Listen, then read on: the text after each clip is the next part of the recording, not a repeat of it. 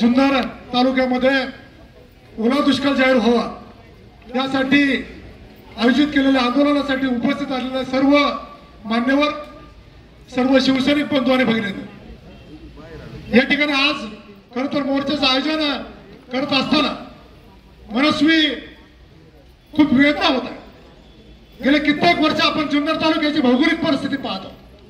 जुन्नर तालुक्याची भौगोलिक परिस्थिती पाहत असताना या ठिकाणी असणाऱ्या शेतीवरती अवलंबून असणारा तालुका, याच्या तालुक्यामध्ये कुठलाही उद्योगधंदा नाही आणि शेती आणि दुग्ध व्यवसाय या दोन व्यवसायावर अवलंबून असणारा तालुका। आणि या तालुक्यामध्ये गेल्या 2 महिन्यापासून अतिपर्जन्यामुळे जे नुकसान झालेलं आहे, शेतकऱ्याचं नुकसान झालेलं आहे, ते शेतकऱ्याचं नुकसान भरून काढण्यासाठी या ठिकाणी हा तालुका या ठिकाणी ओला दुष्काळ जाहीर करावा अशा पद्धतीने मागणी करण्यासाठी आपण या ठिकाणी उपस्थित आहोत। या पूर्वीच्या वक्त्यांनी या ठिकाणी सर्व सांगितलेलं मी या ठिकाणी एकच अधोरेखित करणार आहे। 4 दिवसापूर्वी नाही म्हटलं तर या तालुक्यामध्ये एक दुर्घटना घडली। त्या केदारी नावाच्या, दशरथ केदारी नावाच्या आमच्या शेतकऱ्याला प्रथमतः आपल्या सर्वांच्या वतीने आदरांजली आणि या ठिकाणी श्रद्धांजली अर्पण करतो। काय वेळ आलं त्याच्यावरती त्याचा विचार खऱ्या अर्थाने राज्यकर्त्यांनी करण्याची गरज आहे। आज त्याची जर चिठ्ठी पाहिली, तरी जर आत्महत्या करण्यापूर्वी जर चिठ्ठी पाहिली तर संपूर्णपणे शेतकऱ्याची वेदना त्या चिठ्ठीमध्ये दिसून येत आहे। कांद्याला बाजार नाही, या ठिकाणी निरनिळ्या पतसंस्था असतील, निरनिराळे देणेदार असतील, हे त्याच्या दारात जाऊन बसले।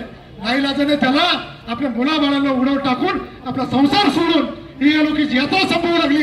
याला कारण फक्त राज्य सरकार आहे। पण माझी या निमित्ताने मागणी आहे की राज्य सरकारवरती खऱ्या अर्थाने सदोष मनुष्यवधाचा गुन्हा हा दाखल झाला पाहिजे, त्याच्याशिवाय राज्य सरकार जागेवर येणार नाही। अशा किती घटना तुम्ही वाट पाहणार?